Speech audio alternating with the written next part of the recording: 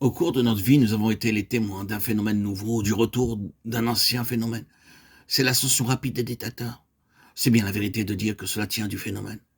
En quelques mois très courts, venant de nulle part, de rien, échappant à l'ostracisme, au ridicule et à la méfiance générale, ces dictateurs se sont élevés à une place où non seulement leurs propres nations sont courbées à leurs pieds, mais où toutes les nations retiennent leur respiration tandis qu'ils parlent. Et comment expliquer cela? Quel en est le principe fondamental? Cela remonte au conseil éternel de Dieu. Dans ces conseils, Dieu a décidé de rassembler sous la souveraineté de son Fils le gouvernement de ce monde. Adam était l'image de celui qui devait venir. Romains 5,14. Il a été fixé un jour où il doit juger le monde avec justice dans l'homme qu'il a établi. Acte 17,31.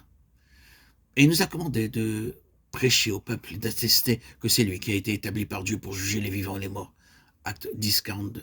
En effet, il y a un seul Dieu et un seul médiateur entre Dieu et les hommes, Jésus-Christ, homme. 1 Timothée 2,5. Il nous a fait connaître le mystère de sa volonté suivant le dessein que dans sa bienveillance, il avait d'avance formé en lui-même, pour en assurer l'exécution, quand les temps seraient accomplis, de tout rassembler en Christ. Ce qui est dans les cieux et ce qui est sur la terre, Éphésiens 1, 9, 10. Celui qui est descendu est le même que celui qui est monté au-dessus de tous les cieux, afin de tout remplir, Éphésiens 4, 10. Car c'est en lui qu'ont été créées toutes choses dans les cieux et sur la terre, les visibles et les invisibles, soit les trônes, soit les dominations, soit les autorités, soit les puissances, tout a été créé par lui et pour lui. Il est avant toute chose, et toute chose subsiste en lui. C'est lui aussi qui est la tête du corps, le chef de l'Église. Il est le commencement, le premier-né d'entre les morts, afin qu'en toute chose, il tienne le premier rang, car il a plu à Dieu de faire habiter en lui toute sa plénitude. Colossiens 1, 16, 19. Mais il a dit à l'égard du Fils, ô Dieu, ton trône demeure au siècle des siècles et le sceptre de ta royauté est un sceptre d'équité. Hébreux 1, 8. Mais quelqu'un a rendu quelque part ce témoignage. Qu'est-ce que l'homme pour que tu te souviennes de lui? Ou le Fils de l'homme pour que tu en prennes soin? Tu l'as fait pour un peu de temps inférieur aux anges. Tu l'as couronné de gloire et d'honneur. Tu as mis toutes choses sous ses pieds. En lui soumettant ainsi toutes choses, Dieu n'a rien laissé qui ne lui fût soumis. Cependant, nous ne voyons pas encore que toute chose lui soit soumise. Mais ce Jésus qui a été fait pour un peu de temps inférieur aux anges, nous le voyons à cause de la mort qu'il a souffert, couronné de gloire et d'honneur. C'est ainsi que par la grâce de Dieu, il a goûté la mort pour tous. En effet, il convenait que celui pour qui et par qui sont toutes choses, voulant amener beaucoup de fils à la gloire, éleva à la perfection par les souffrances l'auteur de leur salut. Hébreux 2, 6, 10. C'est ainsi qu'il a été établi que le gouvernement de ce monde et de tout ce qui est au-delà de lui est lié à lui, a été éternellement donné à un homme, à celui qui est reconnu être le Fils de Dieu, qui est devenu le Fils de l'homme.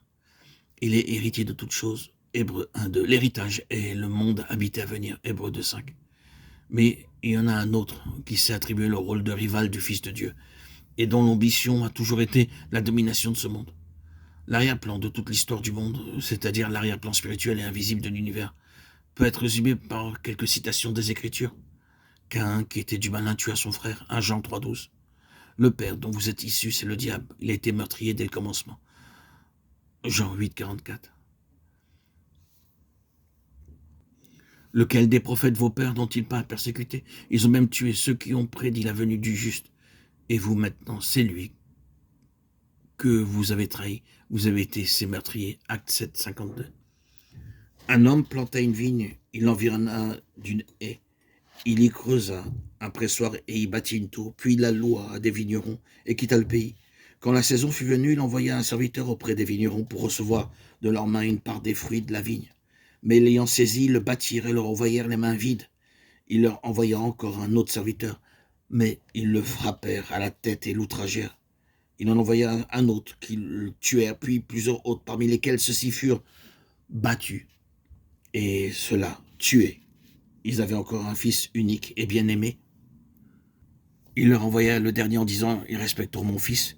Mais ces vignerons se dirent entre eux « C'est l'héritier, allons, tuerons-le et l'héritage sera à nous ».